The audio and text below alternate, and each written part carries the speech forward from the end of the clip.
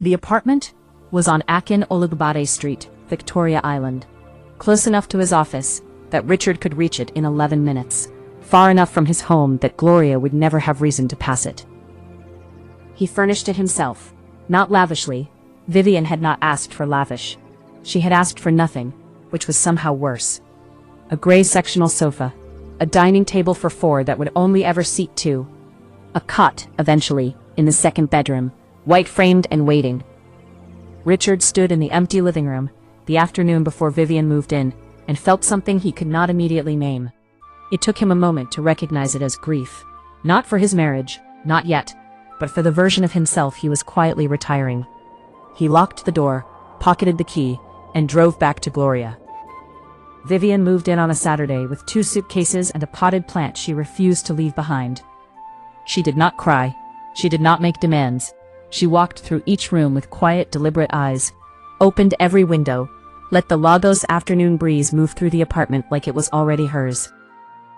Then she sat on the gray sofa, folded her legs beneath her, and looked at Richard standing awkwardly near the kitchen counter. "You can sit down," she said. "It's your apartment too." He sat.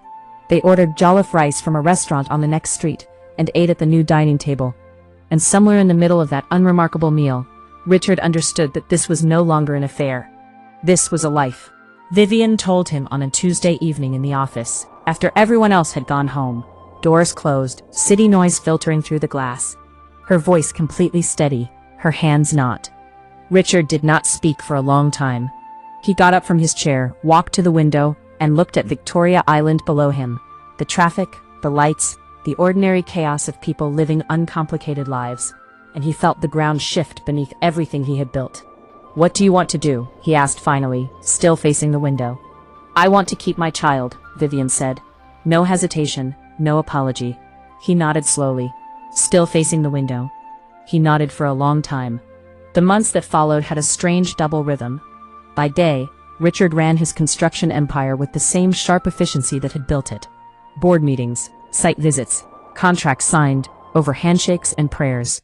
By evening, he came home to Gloria's cooking, and Emeka's occasional visits, and the comfortable architecture of a life well constructed. But twice a week, sometimes 3 times, he crossed town.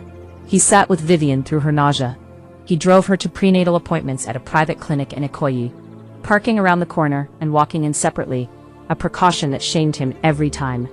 He held her hand during the 3rd-month scan, when the doctor pointed at the small flickering shape on a screen and said, "Strong heartbeat." And Richard felt something crack open in him, quietly, something he had no language for. He was going to be a father again. He was already destroying someone. Both things were true at the same time. Daniel arrived on a Thursday morning in April. Richard was in a board meeting when Vivian's message came through on the second phone. "It is time." He excused himself, told his PA it was a family emergency, which was not technically a lie, and drove to the clinic in Ikoyi in 22 minutes flat.